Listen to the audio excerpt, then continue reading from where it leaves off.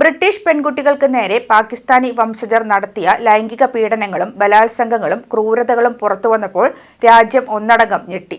റോത്തർഹാമിൽ ചെറിയ പെൺകുട്ടികൾക്ക് നേരെ നടന്ന ലൈംഗിക ചൂഷണങ്ങളിൽ പ്രധാനമായും പാകിസ്ഥാനി വംശജരായിരുന്നു പ്രതികൾ.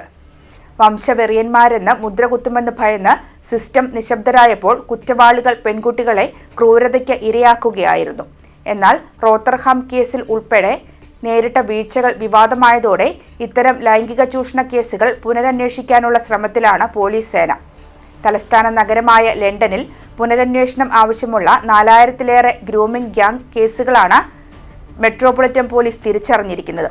ലണ്ടനിൽ 2010 മുതലുള്ള സംഘം ചേർന്നുള്ള ലൈംഗിക ചൂഷണങ്ങളാണ് സ്കോട്ട്ലൻഡ് യാർഡ് ഓഡിറ്റിംഗിന് വിധേയമാക്കിയത്. കുറ്റവാളികൾ ഇപ്പോഴും സസുഖം സ്വതന്ത്രരായി നടക്കുന്നുവെന്ന ആശങ്കയിലായിരുന്നു പരിശോധന. ഏകദേശം 12,000 സംഭവങ്ങൾ റിപ്പോർട്ട് ചെയ്തെങ്കിലും ഇതിൽ 1/4% കേസുകളും വീണ്ടും അന്വേഷിക്കണമെന്നാണ് ഞെട്ടിക്കുന്ന കണ്ടെത്തൽ. തലസ്ഥാനത്ത് സംഘടിത ഗ്രൂമിംഗ് സംഘങ്ങൾ പ്രവർത്തിക്കുന്നില്ലെന്ന് ലണ്ടൻ മേയർ സാദിഖ് ഖാൻ അവകാശപ്പെട്ടിരുന്നു. റോച്ച്ഡേലിലും റോത്തറാമിലും കണ്ടതുപോലെ കുട്ടിപീഡനങ്ങൾ തന്റെ നഗരത്തിൽ ഇല്ലെന്ന് മേയർ പലതവണ നിഷേധിച്ചിരുന്നു.